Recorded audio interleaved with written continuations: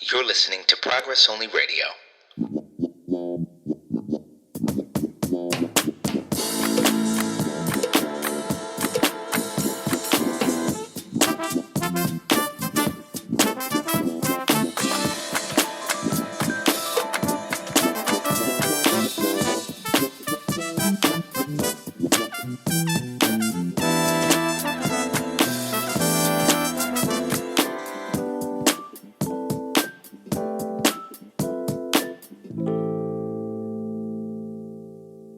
I am your host, Julian Fowler, and I am here today with Miss Javada Hill. Hey, Javada. Hey, what's up? How are you? I am perfect. Listen, perfect. Wow. That's powerful. I'm trying to be like that.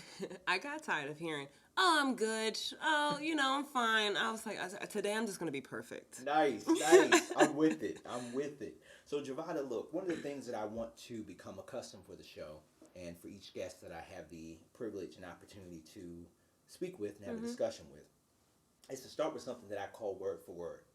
So what I'm going to do is I'm going to throw out a word or a term, and I want for you to respond with a word. And whatever comes to your mind, just let it flow organically. You cool with that? Yes. You think you can do it? Maybe. All right, let's give it a try. So the first word I'm going to throw out is life. Hardships. Life. Progress. Money. Abundance. Power. Greed. Real estate. Pleasure. Goals. Sky. Javada. Hill. Javada.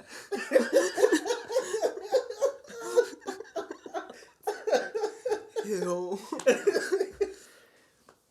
So listen, we started with that. That's just kind of to break the ice. That was fun. Cool. So listen, Javada, I want to know a little bit about who you are. I know who you are, but I don't know if our listeners know. So I want you to just tell us a little bit about yourself. So I'm a natural deflector. Like, I almost deflected that and it was like, oh, you know who I am. Why don't you just say it, And I told you before this that I wanted to be, for this discussion, someone that's open and someone that's like able to empower and inspire other people. So who I am for myself is driven. Who I am for my clients is community. Who I am for my family is like guidance. I went to Upper Darby. Shout out to Tina Fey. Shout out to the Creative Haven. I played Big ups.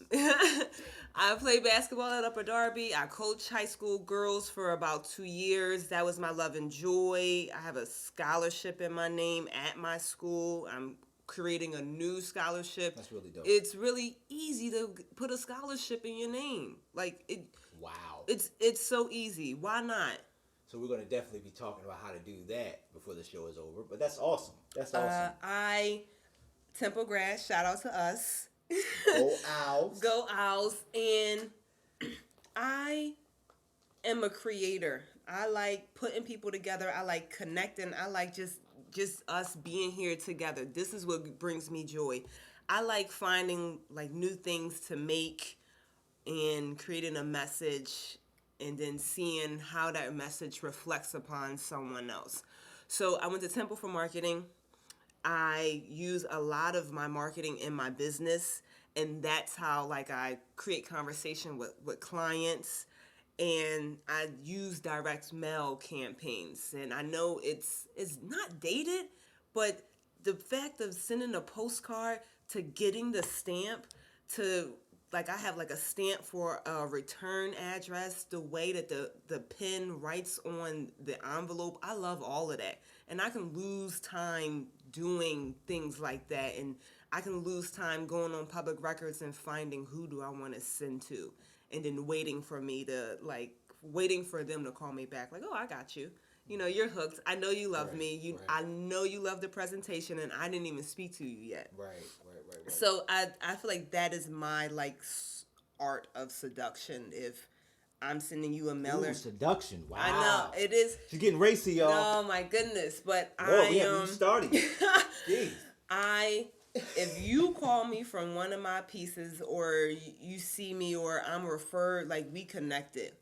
And I love that I initiated that, and like I gave you some type of joy, and that you're able to return that. Provide a little bit about your background. You are a real estate agent, right? Yes, I am. I'm a realtor at Berkshire Hathaway. Awesome. What made you get into real estate? So I got into real estate to buy houses and Make that money. to be an investor, to create my own path, and to use like a hobby to fuel the business. You are a black woman in this business. What have you noticed? And when I say in this business, let me be clear for our listeners in real estate, but let's make it even broad, being a professional black woman in today's world. What have you experienced in terms of challenges in your business and everyday aspects of your business? I got it. So 2019, my challenge is mindset and worthiness, and knowing that I'm higher than where I could have set myself to. I am challenges is like, is there a fear of success, or is there a fear of failure? I don't look at myself as a failure. It's just you failed to perform. You either took the action or you did not take the action. That's it. So for me, it's all about mindset, how I talk to myself, and that's kind of what I've been up to this year, and just expanding and like reaching people that I thought were higher than me. Like this woman, Rakia Reynolds, she went to Temple. She got this Sky Blue Media. She was big, and I remember she came to Temple and spoke, and I went to her and to listen up. Right. And now, like, I created this. I helped create this influencer and trends event in the city, which connected us, and it took me weeks to like reach out, because she don't got time for me. All the stories that you tell yourself. Right. And she was like, I contacted her assistant, who we also went to Temple with. So it was like, Jay, you already in there. Just ask the question. Yeah. But it took me 3 weeks to get over the stories that I was telling in my head. You either take the action or you don't take the action. Right. And so, how about in terms of when you're dealing with clients? Do you notice that you're seeing more that look like us, black and brown? Mm-hmm. Are you seeing non-black and brown, whatever that translates to, and how does that ultimately affect whatever challenges you experience, if any? Yeah, so I had this discussion with my girlfriends the other day.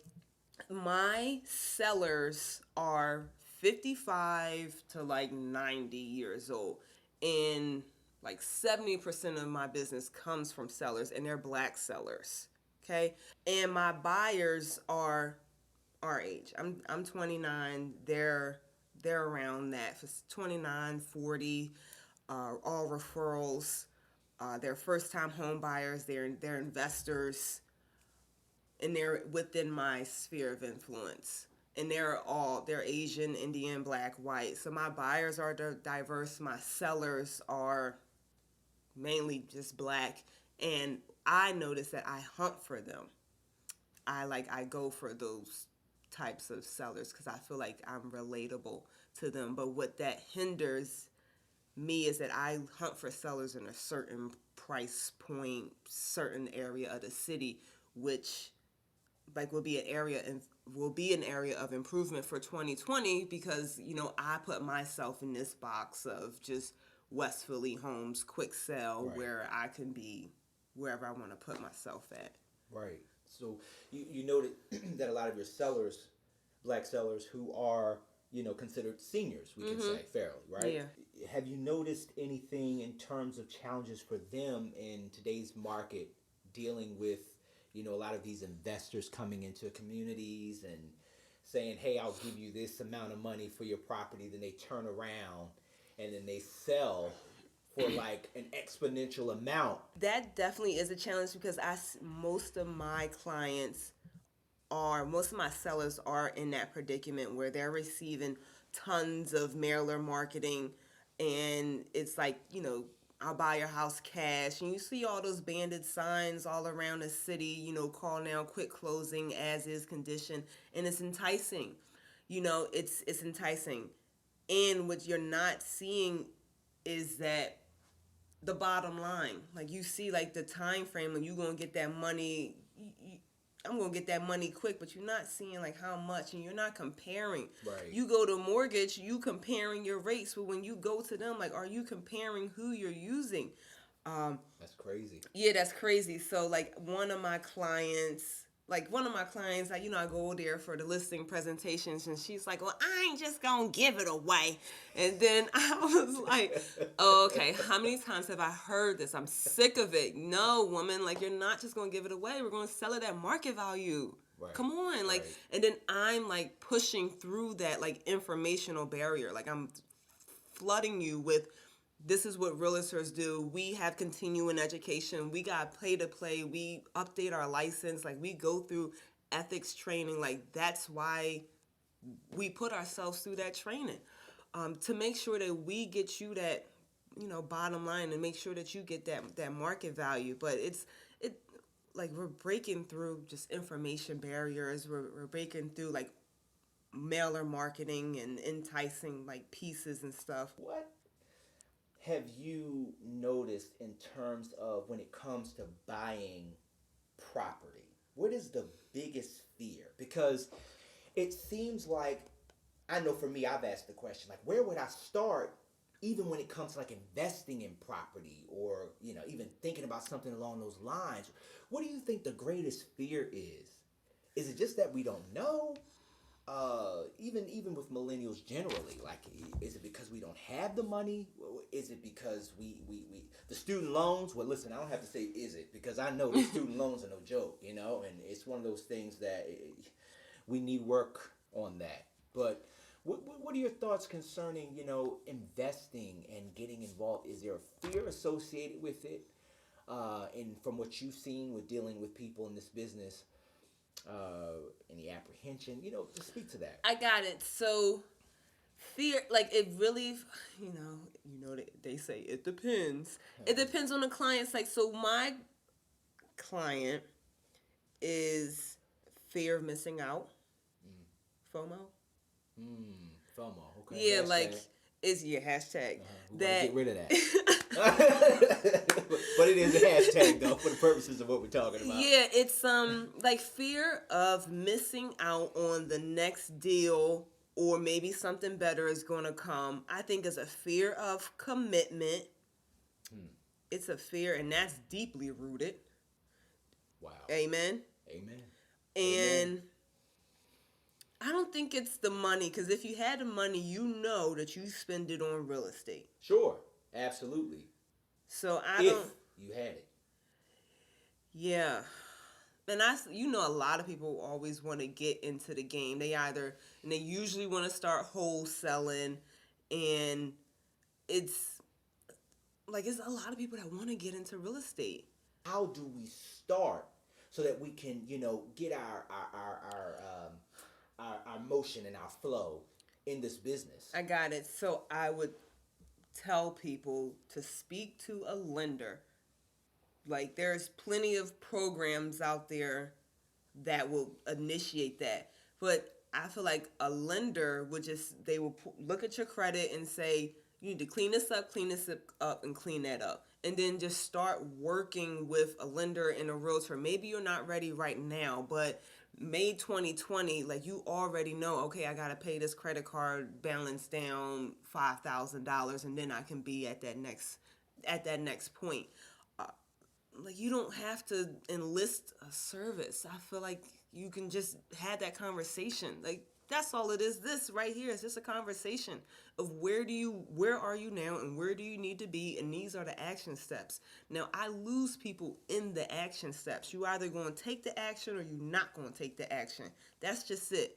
And I don't want to hear, well, did you do this? Well, I had to take the kid this, and I don't want to hear no reasons or excuses. It's a simple question. Did you do it, or did you not do it? Right. So, like, that's where do you start is like keeping your honor to your own word. If you gonna say that you're gonna do this, then please One of just the do four it. agreements: be impeccable with your word. Yeah, that's all. That's all We you just gotta high-fived, do. y'all. Like that's really like that's all. That's all you have to do. And then I like to be held accountable. Sure. Like Same. follow up with Right. me. Like say like what's going on, and I'm a straight shooter. Like same old, same old. When you hear that, it's like, oh God, So like, okay, so we got that part, right? Like we got, okay, if you get the action and you're honoring your word, you talk to the lender. At some point you're gonna need to cough up the cash, right? Yeah. So because listen, we can't do much of anything in this world that we live in without that mighty dollar, Right. So how would you advise people who may be afraid to say, hey, I don't want that loan because I don't want to be, because obviously if you don't have the money, you need to seek out the resources, and that would be most likely the loan, right? Unless Right. somebody gives you money out of their pocket, we don't see that happening a lot for these purposes. But what do you have to say in terms of, or in any event, advise for people who may be feeling apprehensive about that aspect, which is a major aspect of this? Still have a conversation, because where I yes, you're true. People like where I'm going to get the money, and you're still having a conversation in your head. Okay, Right. and what you trying to be your own therapist? Like I do this every day, and then your head is going to stop you from taking action. Okay, so yes, you That's have the facts. That's facts. you have the Philadelphia housing program that's giving like $10,000 grants. People are using it. You can get 6% seller's assist. Like Wow. and it may not go all the way to 6. Maybe it's 3.5. Maybe it's 4. But after having that conversation, now that you know that money is available to you. Wow. So there are resources right here in the city of brotherly love and sisterly affection that offers money. Yeah. Yeah, for you people gotta to get started. Yeah, you have to like find a house. You have to go on an agreement, and then you have to take like a course with them. It's not expensive, and once you find a house, you send the agreement back to them, and then they coordinate everything on the back end with the lender, so that at the time of settlement, like the funding is handled. Seller's assist, that's already negotiated at the beginning of the contract, so like Jay, I need $3,000 to be able to close on this house. Okay, we're gonna have that conversation in the beginning, and then we're gonna put it in writing, and Awesome. both people is gonna sign off, so we already know that I'm getting $3,000 that closing to help go towards closing costs. Awesome. You mentioned earlier about the client who said they didn't want to give it all away. Yeah. Right? Yeah. Could you tell us about your campaign? I see that you have a campaign. Actually, yes. Don't Give It Away is her campaign, y'all. So I want us to know about, because this is awesome. Because what you're essentially doing is you're starting a platform. You're starting the discussion, right? You're starting the conversation through this. So could you tell us a little bit about that? Yeah, for sure. So I took it and I ran with it. And it's more like an educational, going into the neighborhoods during like your community meetings and educating you on the differences between what realtors do, what wholesalers do, looking at your bottom line, asking you questions like some people are like, how much does it cost to work with a realtor? Typically it's 6%, depending, on the price range. That could be negotiated. Well, people will say, well, I don't want a lot of people coming into my house, and that can be worked out. I don't want pictures and all this stuff. That can be worked out. So it's just using my voice to educate some of the sellers in the community that's being targeted for their house in Brewery Town or Cobb's Creek, that's getting heavily bombarded with marketing campaigns, and just educating them on the differences and how a realtor can benefit you and also, earn you a lot more money.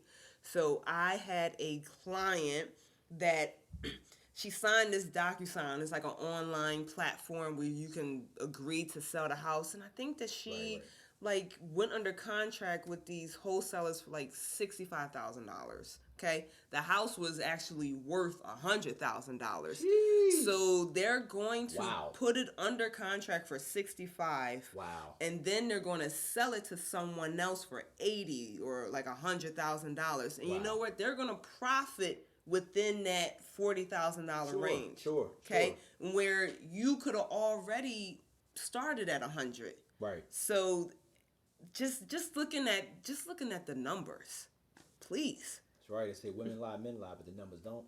Yeah. For sure. So that gentrification, that's a big word. In the efforts to promote,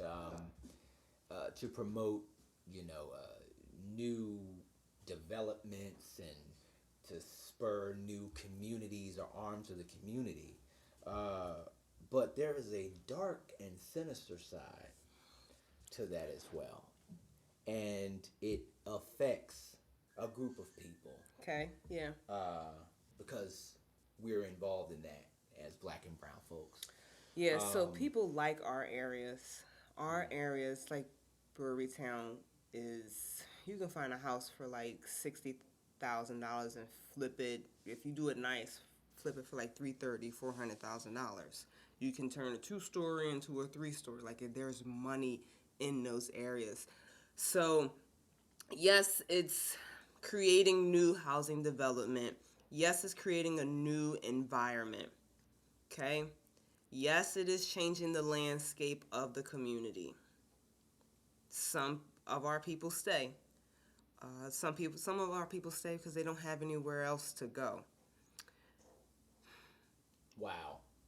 Like that pause that you just took, that sigh, that is the thing right there. There are people who can't go anywhere. Mm-hmm. This is where they have been raised. This is where they raised their family. And for many people to own a home, especially black folks, like that is an amazing thing to be a homeowner. It's something that you take pride in. Mm-hmm. And then to have someone come in and almost like dangle like a carrot, here's a little bit of money, and then you don't even know because it's like, wow, here's this money, I could use it, right? But where am I going to go in this market? And then you're going to take me down the road where I'm going to give up what I had for you to get more. So like, that is a major issue. I don't know if it's like, I just feel like it's a cycle. Yeah. I don't know if I just feel like it is a cycle. Right. Areas do go through change. Like even with Society Hill, it wasn't Society Hill. This was like the slums. Right. And now Right. look. Right. So, like I get the battle, and I think there's always going to be a battle within that segment. Right. And for us to know why, if you're going to sell, know why, and then have no regrets about it. Right. And that goes right back to the knowledge aspect. Having these conversations that are going to, teach people what they don't know. Yeah. And ultimately will help them to make decisions that are in their best interest and ultimately for the communities in which they live. Yeah. So that's really cool. I want to go back to something, too, you mentioned earlier about the scholarship. Yeah. So this scholarship, that's really cool. You had noted that it was really, a simple thing to do. There are so many people who want to be able to give, Mm-hmm. and that could be something that somebody uses towards their first house. That could be something that somebody uses even beyond education. Mm-hmm. They could use that towards, investing in property with some of their other friends. I think I was watching a news show. I can't remember the exact show, or could have been in an article that I, happened to come across. And it was several guys right here in Philly all black men, who had chipped in, just a couple dollars every month until eventually they had enough. They pulled together and they were able to purchase their first investment property, if I'm understanding the story correctly. And now they're, blowing up, and so, it's just the idea of having that start. So with this scholarship, could you tell us a little bit about that? Yeah, so it's a high school scholarship that goes to high school seniors that are going to a 4-year scholarship that was committed to the community. and I just wanted to be a contribution to those girls, and just not to the girls, but just to the students, and leave them empowered and financially able to get books or just start their first year powerfully.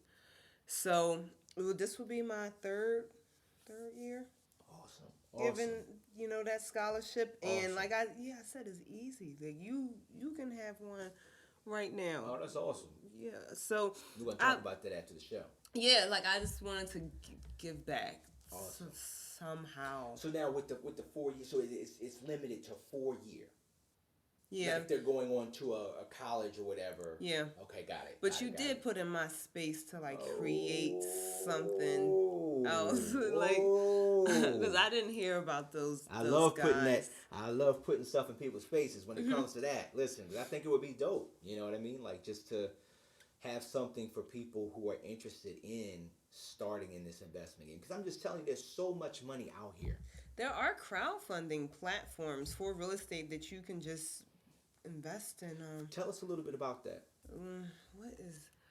There is a platform, and I think they're based in the South. I don't know the name of it, but Gotcha. you could go online and invest That's right, in people. We can Google Texas. for everything else we want to when Yeah. you want to find out the rap beef, the reality TV show beef. But when it comes time for you to look up things that's going to ultimately help, then we get scared and nervous. No, Right. Use Google. That's right. Right. Look it up. I'll send that link to you, and then you can drop it and share it. Awesome. It's you can own a commercial spot, be a partial owner in a commercial spot in Texas or any commercial development around the world, and it's Black owned.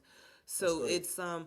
it's those platforms are out there. Look at your return on your value. Look at how much money you do have to invest. The initial investment it's not expensive. It could be $2,500. It's nothing, but it starts you investing. Awesome. Where do you see yourself in terms of your business, in terms of the education component, and you being the teacher, right? Amen. Where do you see yourself in the next 5 International. years? As I am international. That's awesome. That's dope. Yeah. So Speak it. Speak it. Speak it. I'm Speak it. in Speak here it. to impact the world.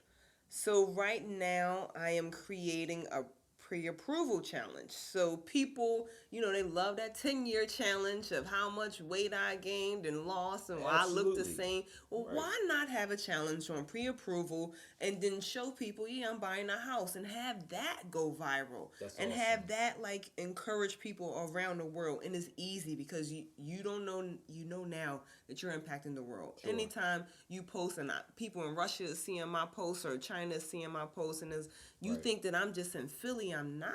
Right. It's I'm already playing a big game, and that's kind of where I'm going to create. So I'm going to be bigger in marketing, just creating filters, creating challenges, creating things that people can share and be encouraged and be empowered by. Still create conversations in Philadelphia about what's possible in the communities, and connect influencers and connect trends, and just have that Philadelphia be the center of those progressive conversations. I see myself owning, putting 3 or 4 more properties under my belt within the next year. I see myself having a video series, having web series teaching people. I have a real estate masterclass right now that goes through the steps. I just did a segment on being a first-time home buyer. Where can we find the masterclass? Oh, it's at Javada Hill. That's my Instagram segment. Say that one more time for the people in the back. At Javada Hill. That's right. You can also go to www.javadahill. It's uniform across all platforms. So YouTube, Instagram, my website, Facebook, they're all the same. I kept it simple for you. You're welcome. So it's just broadcasting and educating and just empowering people and being that access point. Like, you can reach out. It's really easy to give me a call. I would prefer that you call. Texting don't always work for me. Gotcha. Okay, Gotcha. I need to hear your voice. I need to hear you laugh. Let's crack some jokes back and forth, okay? And then invite me to lunch, business lunch. Right. Thank you. Right. It's all about business. Listen, what's your number? 215-704-5057. That's awesome. Well, Javada, listen, this has been an incredible first show. I really do appreciate it. As I told you before we began, I really do appreciate you coming on and, sharing a little bit about who you are and what you intend to do for the community, for Thank the you. world. And I know there's greatness in store for you and for everyone that comes in your path, because, it's about making sure that we start these conversations, and not only start conversations, but make sure that we put those conversations into action. Got it. So, again, thank you. I want to acknowledge you for just setting up the platform, just for being the creator. I want to acknowledge you for even having this conversation with me and being prepared for the conversation and bringing the energy that you are, and being like the access point. Well, thank you. You're Thank you welcome. kindly. All right, y'all. Listen, we're signing off. This is episode 1 of Progress Only Radio. Again, I am your host, Julian Fowler. And remember, for you and for everyone connected to you, it's only up from here. Amen. Take care. Thank you.